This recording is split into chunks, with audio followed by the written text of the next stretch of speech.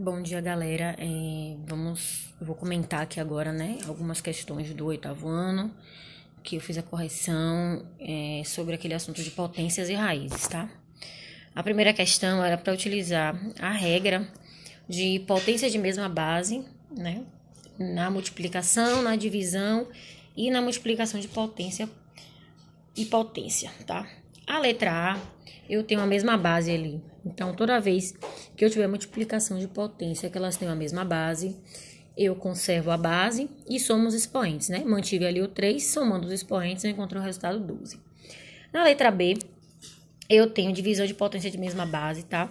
Então, eu conservo a base e subtraio os expoentes. Mantive o 8, 5 menos 3, igual a 2. E na letra C, que é potência de potência, eu mantive a base aqui, né, que é o meu 8, e multipliquei as potências, que é 5 e 2. Então, eu encontrei 8 elevado a 10. Essa é a resposta da primeira questão, tá? Segunda questão é para eu encontrar o resultado das potências, né? Na letra A, eu tenho aqui 5 ao cubo. Isso é multiplicar 5 por ele mesmo 3 vezes, eu encontro 125. Na letra B, eu tenho 2 elevado à sétima potência. Eu vou multiplicar 2 por ele mesmo 7 vezes. E aí, eu encontro 128. A letra C, eu tenho 3 elevado à quarta potência. Eu multiplico 3 por ele mesmo 4 vezes. E eu encontro 81. Na letra D, eu tenho 11 ao quadrado, né? Multiplico 11 por ele mesmo 2 vezes. Encontro 121. Na letra E e na letra F, eu tenho duas potências ali, duas propriedades importantes. A letra E é um número elevado a zero. Tem uma regra que todo número elevado a zero vai ser igual a 1. Então, 20 elevado a zero, o meu resultado é 1, tá? 3,7 elevado a 1 vai ser igual a 3,7, porque qualquer coisa elevado a 1 vai ser qualquer coisa, tá?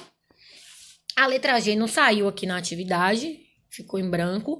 Então, a letra H, eu tenho potência de expoente negativo. Toda vez que eu tiver uma potência nesse formato, eu vou precisar inverter. Se eu tenho 2, o inverso de 2 é 1 sobre 2. E aí, a minha potência acompanha a minha base, que era 2, né? Foi para baixo aqui, a potência, tornando-se positiva. E a partir daí, eu calculo essa potência. Então, eu fico com 1 aqui em cima e 2 ao quadrado é 4, tá? Somente o número 2 está elevado ao quadrado, o número 1 não. Então, eu tenho aqui 1/4. Na terceira questão, eu tenho fatoração. Eu preciso fatorar o número para encontrar a raiz quadrada dele. Como é que eu faço essa fatoração? Através dos números primos, né? O primeiro número primo que a gente precisa pegar é o número 2, né? Mas a gente tem que analisar o número. O número é 225. 225, ele não é um número par. Portanto, ele não vai ser divisível por 2. Ou seja, uma divisão exata, tá? Então, eu vou pegar o próximo número primo, que é o 3. Para eu saber se o número é divisível por 3, eu preciso somar os algarismos dele e ver se dá um múltiplo de 3. Se der um múltiplo de 3, ele é divisível por 3. Então, eu somei aqui 2 mais 2 mais 5, eu encontro 9. 9 é um número múltiplo de 3, então eu posso dividir 225 por 3, tá? Fazendo essa divisão, eu encontrei 75. Somando os algarismos de 75, que é 7 mais 5, eu encontro também um múltiplo de 3, que é 12, podendo dividi-lo. E assim vamos seguindo. E aí, o meu resultado foi 25. 25, ele é um número que ele não é par, então ele não pode ser divisível por 2, tá? O 25, se você somar os algarismos dele, também não vai ser um múltiplo de 3. Então, eu tenho que ir para o próximo número primo, que é o 5, né? Todo número terminado em 5 e 0 é múltiplo de 5. Então, eu posso dividir por 5. Dividindo 25 por 5, eu encontro 5. E 5 eu só posso dividir por ele mesmo, porque ele é um número primo, tá? Então, eu encontro o meu resultado 1 aqui. E aí, vamos na sequência. Agora, eu vou escrever o número que eu encontro aqui, né? E a quantidade de vezes que ele se repete. Então, os números que eu tenho aqui são 3 e 5. E cada um está se repetindo 2 vezes. Eu escrevo, então, aqui 3 ao quadrado e 5 ao quadrado. Venho para esse passo aqui da raiz, colocando eles dentro da raiz. Então, eu tenho 3 ao quadrado e 5 ao quadrado. Eu posso retirá-los da raiz, porque o expoente é igual ao índice, que é 2. Então, eu fico com 3 vezes 5 e isso dá um total de 15, ou seja, a raiz quadrada de 225 é 15, ok? Através da fatoração. Fazer o mesmo processo para o número 196. Vou dividi-lo, vou iniciar por 2, porque 196 ele é um número par, então eu posso dividir ele por 2, tá? E aí eu encontrei 98. 98 também é um número par, posso continuar dividindo por 2. E aí eu encontro 49. 49 ele já não é um número par. A soma dos seus algarismos não vai dar um múltiplo de 12. Então, ele também não pode ser dividido por 5, porque ele não termina nem em 5 nem em 0. Então, eu vou para o próximo número primo, que é o 7, tá? Posso dividir 49 por 7, que dá 7. E o 7, como ele é primo, só posso dividir por ele mesmo. E aí eu encontro 1. Então, eu vou escrever os números de acordo com como ele está se repetindo, né? O número repetindo aqui é 2 e 7, e cada um se repetindo 2 vezes. Novamente, dentro da raiz.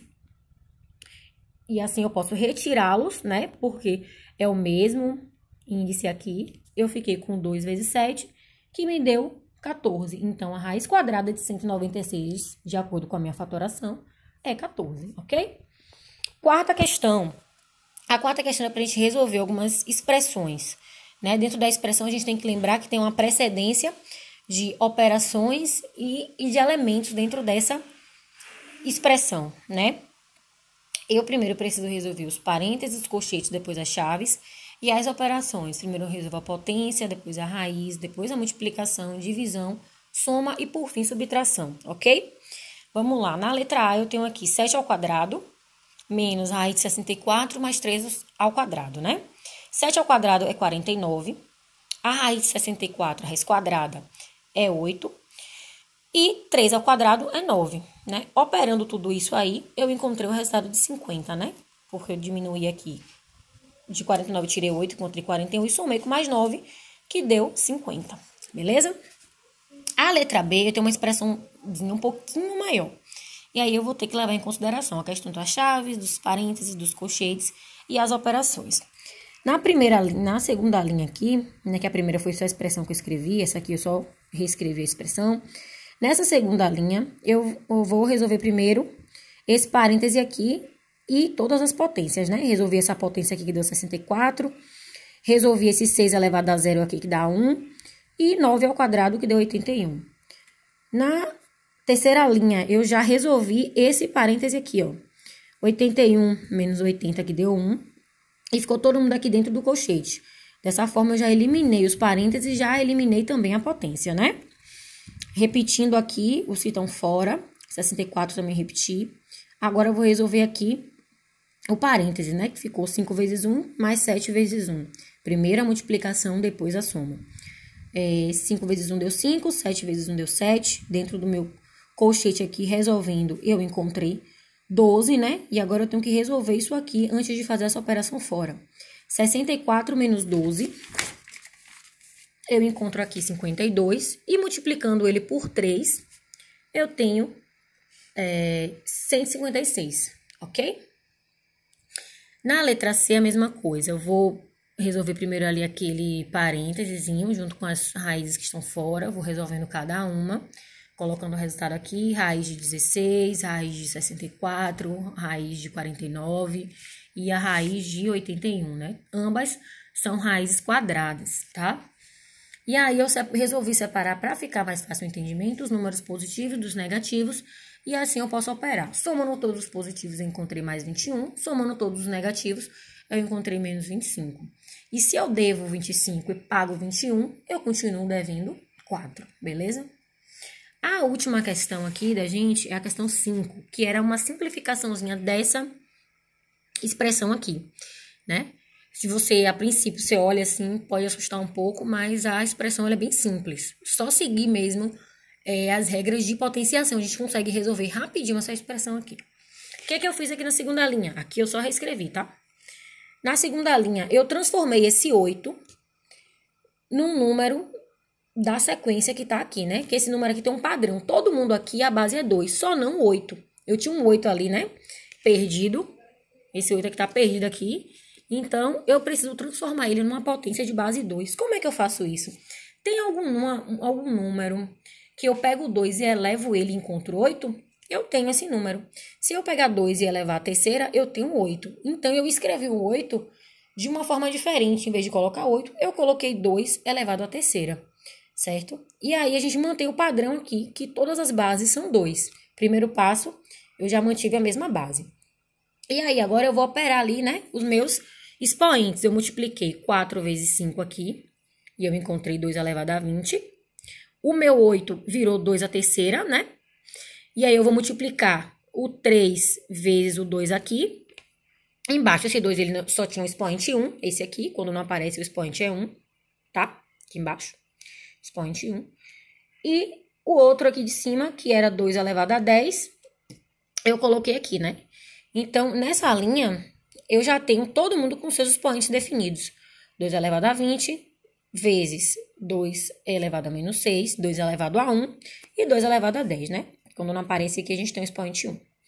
E aí, eu vou aplicar novamente uma regra de potência. O que regra eu tenho aqui? Multiplicação de potência de mesma base. Então, eu conservo a base e somo os expoentes, né? Então, fazendo isso, eu venho para cá. Somei ali, encontrei 2 elevado a 14 e 2 elevado a 11. E agora eu tenho divisão, eu estou dividindo potências que têm a mesma base. Nesse caso, eu vou conservar a minha base e vou subtrair os expoentes. Então, de 14, eu tiro 11. Eu fico com 2 à terceira. Resolvendo isso, o meu resultado é 8. Então, pessoal, por fim, aqui eu encerro, né, esse vídeo das questões comentadas que foram da lista.